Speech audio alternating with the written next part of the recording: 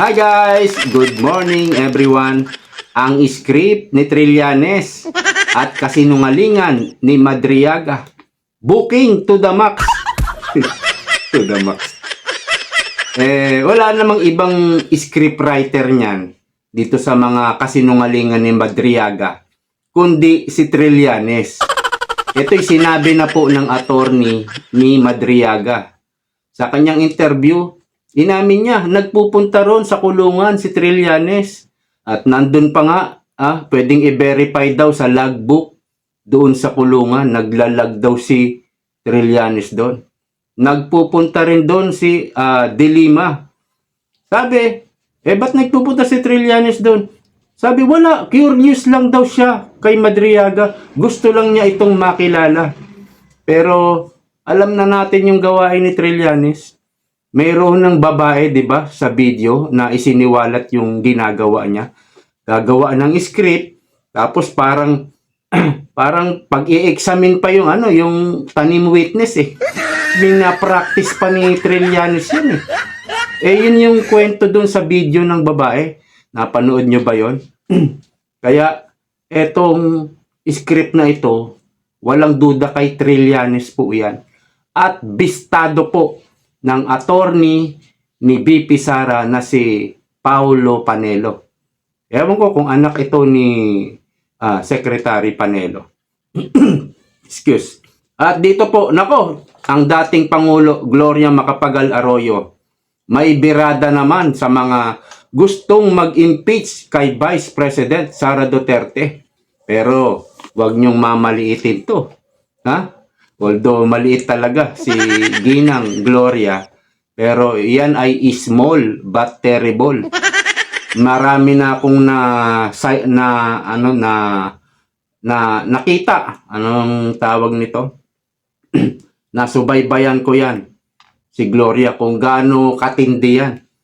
Ang hirap ng pinagdaanan niyan pero nalampasan niya. At ito raw ang nagiging mentor ngayon ni VP Sara. Ayon sa balita, sinabi itong si Gloria pala ang parang political advisor ni VP Sara. At pag-uusapan din po natin ang ilang mga balita. So, bueno, bago tayo magtuloy-tuloy, ini-invite ko po kayo na mag-like dito po sa video ito. I-like nyo na po. At huwag niyong kalilimutang mag-subscribe para updated po tayo lagi sa mga parating kong video. Nagtataka ko, yung storya niya, pilit na pilit nilang pinagdidikit na inutusan siya magdala daw ng pera. Ano ba itong mga pera na ito, attorney? Sinasabi niya, confidential funds daw. Merong delivery ng 80 million, tigta 33 million, 1 billion. Paano daw niya alam na confidential funds? Wala siyang sinabi, hindi niya in-explain. Basta inutusan lang siya magdala. Sino Oo daw daw. nag-utos sa kanya? Si VP Sara daw mismo. Talaga, may text siya. Di kagaya ni Yusek Bersamin, may text sila ni Bongbong. Oo, di ba? Bongga, ito. Walang text, attorney. Wala. So far, yung affidavit niya mismo, wala talagang substantiation, walang nakadikit na any evidence. Saan? Walang naka-attach, kumbaga, na ebidensya. Testimony lang, kwento lang. Script nga lang eh. Di ba? Pero mamaya, ipapakita ko sa inyo kung gaano nabisto ni Paulo Panelo itong script nila. Walang naka-attach na any evidence ayon kay Panelo. Hindi kagaya po ito ng mga Marines. Doon sa mga Marines, mayroong naka-attach na maraming pictures. 'Di ba? Mayroon din mga detalye na plate number ng mga ginamit nilang sasakyan, body number ng helicopter, 'di ba? Nasa picture. At yung mga address, exact address. May numero ng bahay dyan sa McKinley, sa Forbes Park. Mayroong exact address. At alam nga yung building ni Soto eh. Ito namang si Soto. Ganito kasi yan eh, no? Pinagbibintangan si Soto. Nadeliveran daw ng 5 malalaking maleta. No? Tuta Soto. Kung talagang hindi totoo, kasi dinideny niya eh. Di ba? Kung talagang hindi totoo yung 5 maleta, bakit hindi ka umaangal? O di ba yun ang pinaka first impression mo? Pag pinagbibintangan ka, magagalit ka eh. Aangal ka eh, di ba? Dapat kung hindi totoo yan, pinatawag niya na yan sa Senado para makastigo niya. Mga loko-loko to, pinagbibintangan ako ah. Di ba dapat ganun ang reaction? Ginawa lang comedy. Naku, baka hanapin sa akin na nagpapalusot, di ba? Kasi totoo. Ayaw niyang ipatawag sa Senado. Dahil doon, sigurado, hindi siya makakatingin sa mata. Kasi totoo eh. At kapag inimbitahan niya pa yung mga Marines na yan sa Senado, lalo lang siyang mabubuko. Kasi nga, totoo. Di ba? Ganyan yung unang reaksyon eh. Kapag pinagbibintangan, dapat na nagalit siya rito eh. Kaya, Soto, nako. Yang sikreto mo na yan, na bait-baitang kakuno, na-i-expose na unti-unti. At lalabas yan, maaari kang makulong kapag umupo si VP Sara. Tuloy natin. Daw niya kinuha yung pera. Well, sinabi niya, inabot daw sa kanya ni Colonel Dante La Chica, Yan. na dating OVP Security Officer. At Bakit daw sa kanya inabot? dahil parte nga daw siya ng grupo. Pero meron tayong testimony from Colonel Dante La Chica na hindi niya man kilala tong si Madriaga. At saan Oo. daw niya dineliver at kanino? Kung kani-kanino, meron daw sa parking lot ng Mega Mall, meron sa Ombudsman parking lot, meron sa isang mayor in Laguna na hindi naman pinangalanan, meron sa Novaliches, sa Santiago family, pero walang mga detalye. Oo. At yung mga detalye na binigay niya, kunyari, meron siyang sinabi, dineliver niya sa Mega Mall parking lot, tapos white Vios daw na may 80 million ng laman. And then, a few days later, nakita niya daw na the same car minamaneho ni Miss Ria Kilala, asawa ni Attorney Ryan Kilala. Pero imposible yon, hindi naman nagda-drive itong si Ria Kilala. We have a certification from the LTO Oo. na She has no license. no driver's license at hindi talaga marunong mag-drive. Booking! Ito daw si Miss Rhea Kilala. Dinrive niya raw yung Vios na ginamit niya pang deliver ba yun? Yung pala, itong si Miss Rhea Kilala, hindi naman pala marunong mag-drive. O ano ang ibig sabihin niyan? Sabit yung script, Trillanes. Sablay. Diba? At wala siyang record na mayroon siyang driver's license. Wala siyang record sa LTO. Kung ikaw, halimbawa, nagda-drive ka, sabihin na natin, sabi ni Attorney Panelo, hindi nga marunong mag-drive eh. O halimbawa, marunong mag-drive. Halimbawa, nagda-drive. Ikaw ba, sa panahon ngayon, magda-drive ka ng walang lisensya? Siguro, nung 1980s, pwede yun. Magda-drive ka ng jeep. Kasi yung makakabangga mo, baka wala ring lisensya nung panahon na yun. Ngayon, pag sumabit ka, wala kang lisensya, talo ka na agad. Imposible, di ba?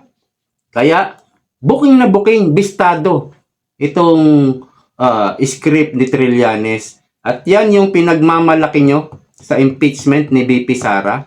Kasi itong kwento kay Madriaga, para lang meron silang bago kuno na bintang kay VP Sara. Ayan, kinuha nila yung tanim witness na yan, si Madriaga.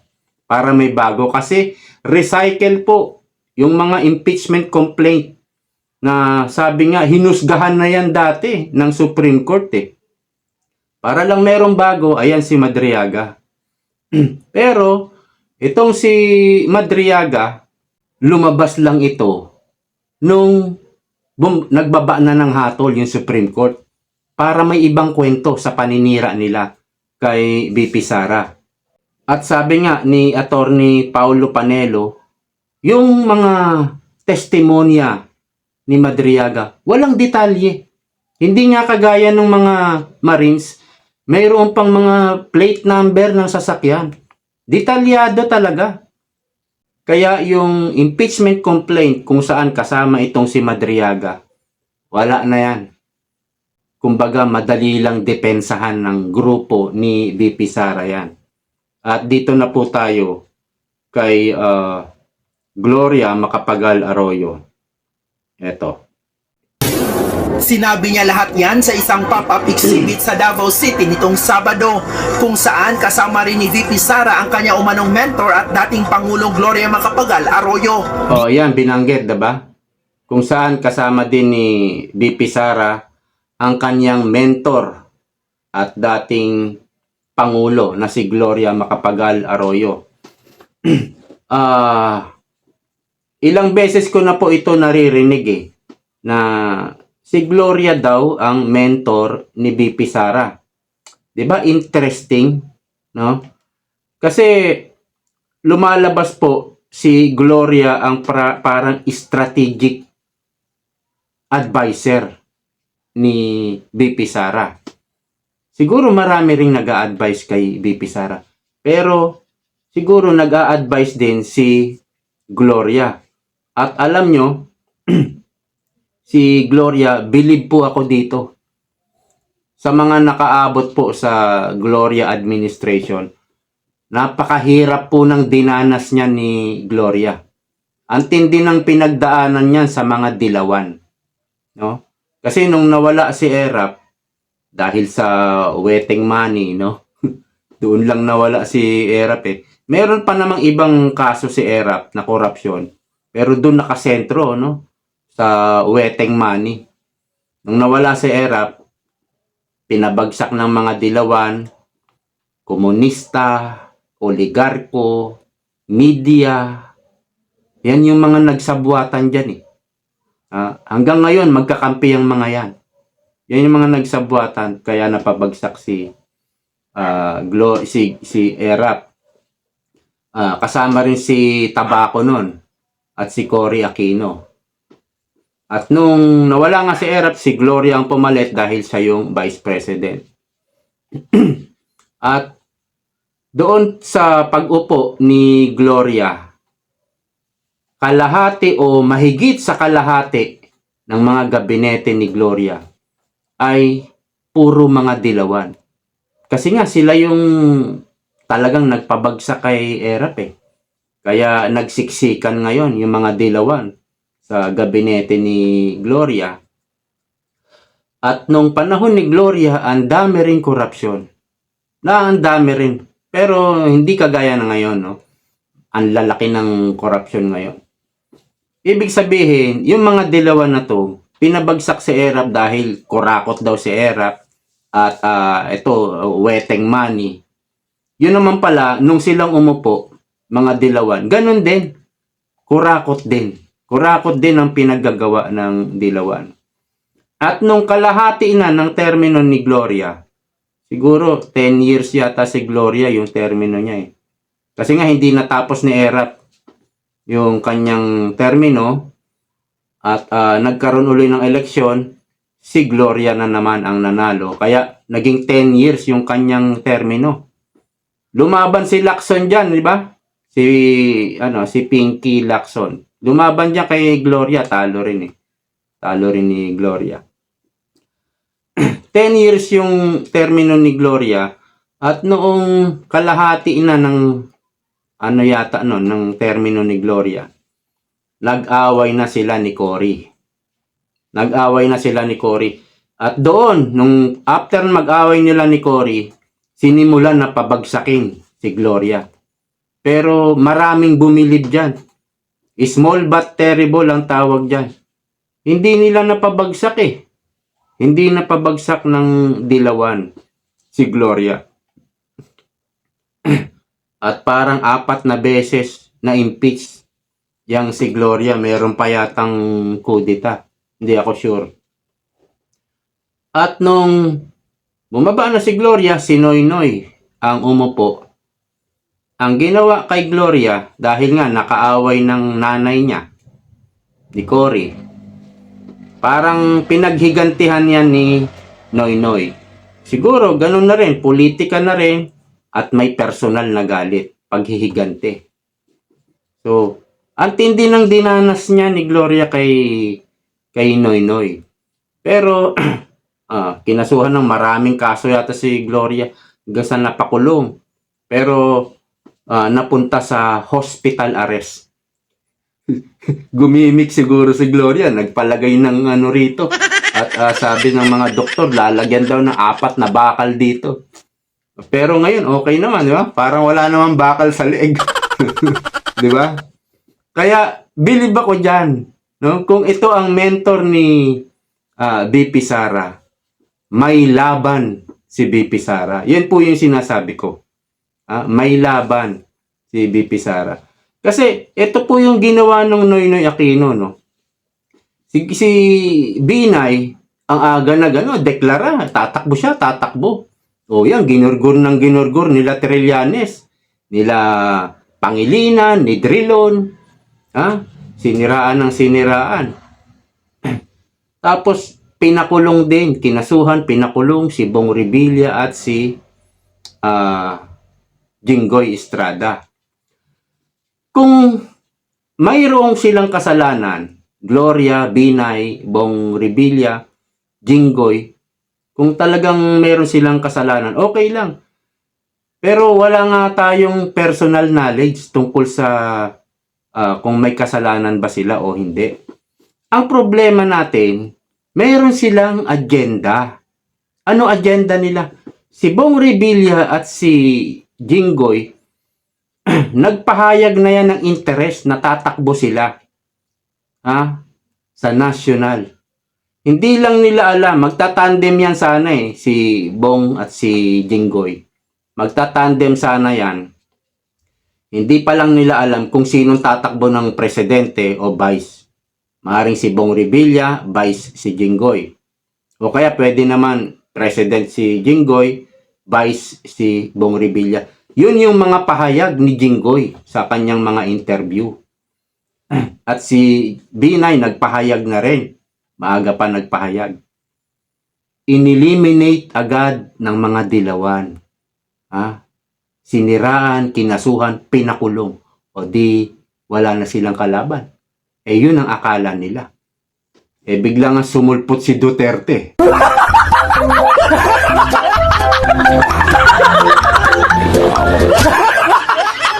Diba? From nothing. From backstretch, biglang sumulpot. Yun ang hindi nila nakita. So, itong ginagawa kay BP Sara, parehas din. Kaya sabi ko, may pagkadilawan yata itong si Lisa Marcos. Ganun din po. Parang dilawan yung mga gumagalaw. No? Dito sa paninira kay BP Sara. Kaya lang, kumbaga yung mga gawain nila, kumita na Pag kumita na, hindi na po tinatanggap talaga ng taong bayan. Hanggang ngayon, di ba, number 1, nasa top pa rin si BP Sara. So, naikwento ko lang yun, kung si Gloria ang mentor ni BP Sara, may laban talaga si BP Sara dahil nasaksihan ko nga yan kung gaano kahirap ang pinagdaanan nito ni Gloria. Tuloy. Ni Arroyo, hindi raw dapat pinepersonal ang impeachment tulad na lang ng kinaharap ngayon ni VP Sara. I myself went through impeachment proceedings 4 times. Such mechanisms should neither be personal nor political theater. It is important that those in charge conduct the proceedings with sobriety, fairness, and fidelity to the law. Yan ang sinabi niya yan sa mga gustong magpa-impeach kay BP Sara. Ano yan? Huwag gawing political theater. At magkaroon ng sobriety, fairness, and fidelity. In short, parang huwag niyong gaguhin. Kumbaga, maging faithful kayo. Kung ano yung rules of impeachment, yun dapat ang sundin nyo. So, may patutsada, may biradang slight dito si dating President Gloria Macapagal Arroyo. At itong itong si Boy GD, meron siyang sinabi at pinangako niya yan na tungkol nga sa impeachment, nakalimutan ko. Basta sabi ni Gloria, tuparin mo yung ipinangako mo na siguro gawing patas ang paglilitis kay BP Sara. Siguro yan yung statement ni Boji D. Kaya lang itong si speaker ngayon, wala bihirang magsalita bihira natin makita Parang hindi talaga siya yung speaker. Parang si Sandro Marcos ang speaker ngayon. So, dito po, sa pagiging mentor ni Gloria, may laban po si BP Sara. Ngayon, meron pong interview rin si Risa Hontiveros at ito yung isa sa kanyang mga sinabi, no? Ayan. Kapag iyon ang maging landas ko, o ano ba yon? Kung sakali daw kung siya ang maging presidente. Ha? Antindi, di ba? Ay, dyan tayo believe kay Risa. Bagay, libre naman ang mangarap, di ba? Pero ang taas ng pangarap niya. Kapag iyon daw ang maging landas ko, maging presidente nga, I will want it with all my heart. I will want it with all my heart. Mamahalin ko talaga ang responsibilidad. Naintindihan nyo? Kung ano ibig sabihin. Ha? Ako hindi ko maintindihan Ha? Parang mga ganito yung mga sinasabi, mga salita ni Leni Robredo, di ba? Ang hirap intindihin. Ha? Pwede mong sabihin, parang wala namang laman itong sinasabi mo. Hindi kagaya ni BP Sara, malinaw Hindi mo na iintindihin Di ba? Ito sinasabi ni BP. Mga kababayan, ibalik natin ang tapang at malasakit. Yan po yung panahon ni ipinatupad ni Pangulong Rodrigo Duterte. Mga kababayan, ibalik natin ang tapang at malasakit para sa Diyos, sa bayan, at para sa bawat pamilyang Pilipino. Ako si Sara Duterte, tatakbo bilang Pangulo ng Pilipinas. Mahalin natin ang Pilipinas. Syukran. Diba? Yan yung parang tagline ni BP Sara. Ngayon, ikaw Risa, yan ba yung tagline mo? Puntahan nga natin. Ito ba yung tagline mo? Mamahalin ko talaga ang responsibilidad. Ang pangit. Ang pangit Dapat mag-iisip ka. Meron ka namang milyones dyan. Diba? At marami kang insertion, sabi ni Katon Ying. Mag-hire ka ng matatalino, magagaling na PR. At dito po, sa Malacanang, bakit kaya nagkaganyan, no? Ang daming, ang daming barbed wire, ang daming pulis. Ha? Ilang araw na to Ang depensa ni Claire Castro, ano lang daw to, parang exercise. Parang training daw ng mga pulis. Excuse. Kung sakaling kumain kasi ako ng yung banana chips, yung malutong na Kung sakaling sugurin yata sila Bongbong Marcos sa Malacanang ng Taong Bayan, ayan, pinaghahandaan niya na yung mga pulis. At meron tayong breaking news na ang peso to dollar ay umabot na sa 60.010 o 0.010. Pero bumaba yata ng 59.8. Pumalo na ng 60. Wala na pong tataas dito. Ito na yung pinakamataas sa kasaysayan. 60.010. Nangyari lang po yan sa panahon ni Bongbong Marcos.